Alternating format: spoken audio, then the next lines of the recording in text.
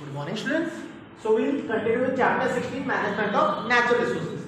So last time हमने पढ़ा था कि स्टेक होल्डर्स कौन से हैं. स्टेक होल्डर्स का मतलब क्या होता है? जिनका स्टेक हो, डायरेक्टली इनडायरेक्टली डिपेंडेंट हो वो फॉरेस्ट पे. Now the stakeholders were people who live in or around the forest, यानी फॉरेस्ट dwellers जो इन और अराउंड रहते हैं फॉरेस्ट के. फिर आता है the forest department of the government. Next is the industrialist, businessman. और बाद में आते हैं wild life and nature enthusiast, इनको कंजर्वेशनिस्ट भी कहते हैं. अब हम इसे एक एक करके पढ़ेंगे. अब people who live in and around forest, अब इनको कुछ ना कुछ चाहिए होता है. वो फॉरेस्ट प्रोड्यूस इनके काम का होता है, ये डिपेंडेंट होते हैं उस पर. तो क्या क्या चाहिए होता है? टिम्बर है, वुड है, बैम्बू, जिससे क्या करेंगे, ये बैम्बू से ये बास्केट बनाएंगे, उसमें वो कलेक्ट करेंगे फ्रूट्स और सब कुछ.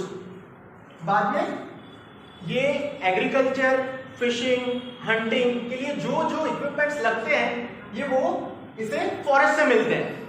तो और फॉरेस्ट में ये सारी एक्टिविटीज पॉसिबल होती है. फिर इसके अलावा मेडिसिन, फ्रूट्स, नट्स, ये जो भी होता है वो इन्हें फॉरेस्ट से मिलता है. और ये ग्रेज कराने के लिए भी अपने एनिमल्स को फॉरेस्ट में ही ले जाते हैं और बाद में वही फॉडर यूज करते हैं. तो ये स्टेक होल्डर ऐसे हुए. बाद में आता है forest department of the government. अब ये जो फॉरेस्ट है वो तो बहुत टाइम पहले से है, तो पहले भी वहां पे लोग रहते थे, लोकल कम्युनिटी रहती थी. फिर आए ब्रिटिश. तो ब्रिटिशर्स ने क्या किया, एक्सप्लॉइट करना शुरू किया, इनको कॉर्नर कर दिया और फॉरेस्ट के सारे रिसोर्सेज धीरे धीरे वो खत्म करते गए.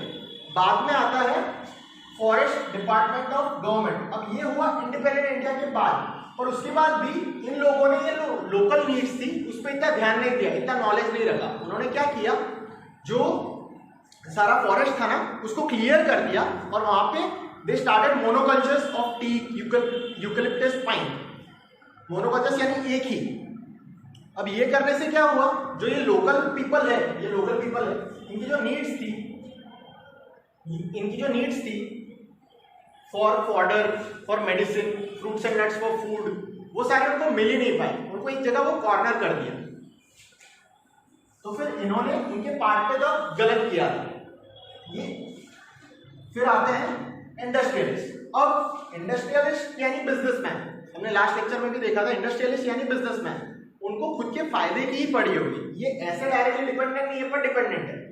इनको खुद के फायदे की ही पड़ी होगी. ये क्या करते हैं, they are called lobby groups. Lobby groups करके जो एग्जिस्टिंग गवर्नमेंट होती है उसको उनको इन्फ्लुएंस कर देते हैं और कम रेट पे ये फॉरेस्ट प्रोड्यूस ले लेते हैं. लोकल पीपल को महंगा पड़ता है और इनको नॉमिनल रेट एकदम कम रेट में मिलता है.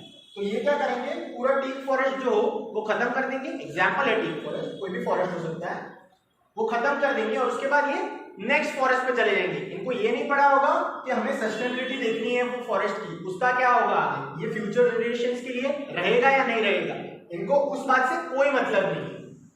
बाद में आते हैं wild life and nature enthusiast. Wild life and nature enthusiast यानी कंजर्वेशनिस्ट. ये लोग डायरेक्टली डिपेंडेंट नहीं है पर इनको फॉरेस्ट की चिंता होती है. They think about it and they care about it. Earlier they were only involve with conservation of animals like lion, tiger, rhinoceros, elephants. But इनको ये पता चल गया कि हमें एज अ होल बायोडाइवर्सिटी को प्रोटेक्ट करना चाहिए, क्योंकि अगर फॉरेस्ट ही नहीं होगा तो फिर ये एनिमल्स को सिर्फ प्रोटेक्ट करके क्या होगा, हमें फॉरेस्ट चाहिए. और ये सिर्फ इनकी रिस्पॉन्सिबिलिटी और ड्यूटी नहीं है, ये नॉर्मल पीपल की, लोकल पीपल की भी है. तो लोकल पीपल का एक एग्जाम्पल है हमारे पास, बिश्नोई कम्युनिटी जो राजस्थान में रहती है. उन्होंने क्या किया था, तो बिश्नोई कम्युनिटी जो है वो environment conservation, wild life protection को एक बहुत सीक्रेट चीज मानती है, एक बहुत रिलीजियस टेनेट है उनके लिए. और उनका ये मोटो है कि सारे लिविंग बींग्स को जीने का हक है और हमें शेयर करने चाहिए अपने रिसोर्सेज. सो उनका ऐसा माइंडसेट है. तो उन्होंने क्या किया था कि उन्होंने अमृता देवी बिश्नोई करके अवार्ड निकाला हुआ है गवर्नमेंट ऑफ इंडिया ने अमृता देवी बिश्नोई के सैक्रिफाइस के लिए. 1731 में उन्होंने प्लांट्स को, ट्रीज को सेव किया था, जिसमें अमृता देवी बिश्नोई और 363 लोगों की जाने गई थी. तो इसीलिए ये बहुत इंपॉर्टेंट एग्जाम्पल है. बिश्नोई कम्युनिटी का इंसिडेंट बहुत इंपॉर्टेंट है. अब prejudice studies say prejudice against the traditional use of forest areas has no basis. इसका कोई बेस नहीं है। अब ये जो है इसका एक एग्जांपल है कि ग्रेट हिमालयन पार्क में समर के टाइम ग्रेजिंग कराने ले जाते हैं शेपर्ड्स, जो भी होता है नोमैडिक शेपर्ड, वो ग्रेज कराने ले जाता है। पर मतलब इसके रिजर्व एरिया में जहाँ पे अल्पाइन मीडोज है, अल्पाइन मीडोज यानी ऊपर होते हैं रिजर्व एरिया में अल्पाइन मीडोज, पर नेशनल पार्क के सेटअप होने के बाद ये रुक गया। तो क्या होने लगा, वो जो ग्रासेस थी वो टॉल होने लग गई। अब वो टॉल होने लग गई तो गिरेगी कहाँ पे, तो वहीं पे गिरेगी।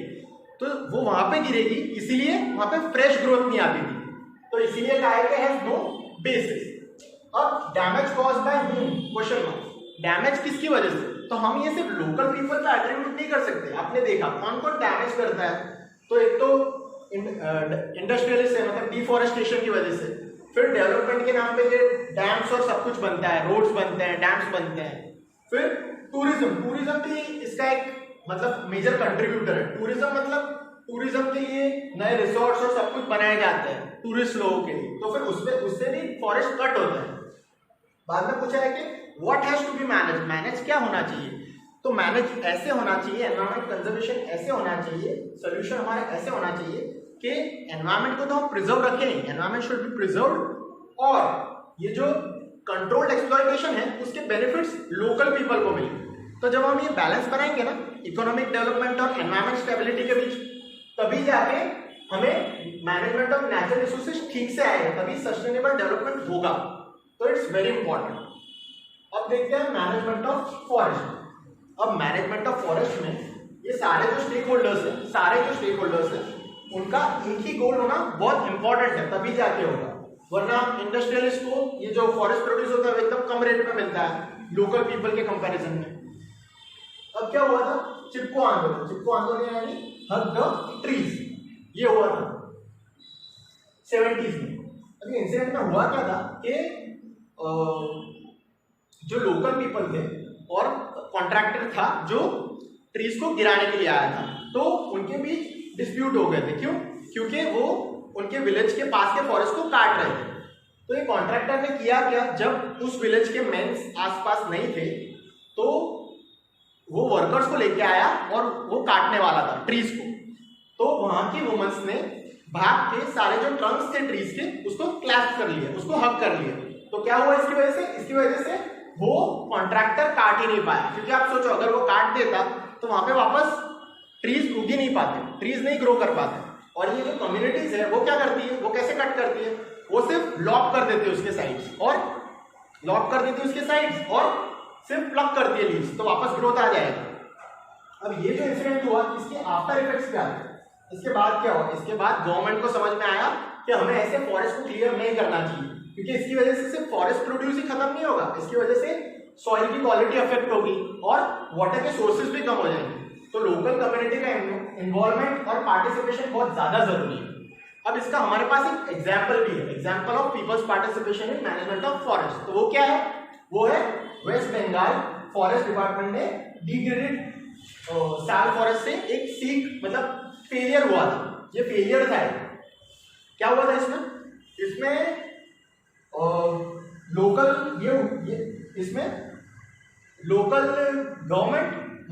गवर्नमेंट और फॉरेस्ट और विलेजर्स के बीच तनाव हो गया था, डिस्प्यूट्स हो गए थे, क्योंकि पॉलिसिंग और सर्विलेंस रिजल्ट नहीं दे पाते थे, तो बार बार झगड़े होते रहते थे, तो बार बार क्लैशेस टेंशन होते रहते थे विलेजर्स और गवर्नमेंट के बीच। तो इसकी वजह से गैप आ गया था एडमिनिस्ट्रेशन और विलेजर्स के बीच। तो उसके बाद क्या हुआ, उसके बाद ए.के. बनर्जी थे जो फॉरेस्ट ऑफिसर थे, उन्होंने कहा था कि हमें स्ट्रैटेजी बदलनी चाहिए, वरना ये जो नक्सलिज्म है ना, नक्सल एक्टिविटीज आपको पता है ना, नक्सलवादी, जब अनरेस्ट होता है कहीं पे भी गवर्नमेंट और लोगों के बीच, तो ऐसी सारी मूवमेंट बढ़ जाती है जो खराब होती है गवर्नमेंट के लिए। तो ए.के. बनर्जी करके फॉरेस्ट ऑफिसर थे, उन्होंने क्या किया, ये हुआ था मिदनापुर अरावली रेंज। उन्होंने क्या किया, अरावली फॉरेस्ट रेंज मिदनापुर, उन्होंने क्या किया, उन्होंने 1 to 42 जितने हेक्टर्स इन विलेजर्स को प्रोटेक्शन के लिए दे दिए डिग्रेडेड साल फॉरेस्ट के, कि तुम प्रोटेक्ट करो ये सारे हेक्टर्स को फॉरेस्ट के, और उसके बदले में उसके बदले में तुम्हें कल्टीवेट करने मिलेगा, हार्वेस्ट करने मिलेगा, फिर 25% उसका प्रोड्यूस भी मिलेगा और फ्यूल वुड मिल जाएगा और फॉडर मिल जाएगा बहुत नॉमिनल रेट पे। तो ये बहुत अच्छा था, तो ये सक्सेस गया। इसकी वजह से 12.5 करोड़ का वैल्यू हो गया। ये जो डिग्रेडेड था उसका, ये शुरू था, ये हुआ था सब 1972 में ये, और ये हुआ था 83 में। 83 में इसका रिजल्ट आ गया। तो ये था मैनेजमेंट ऑफ फॉरेस्ट।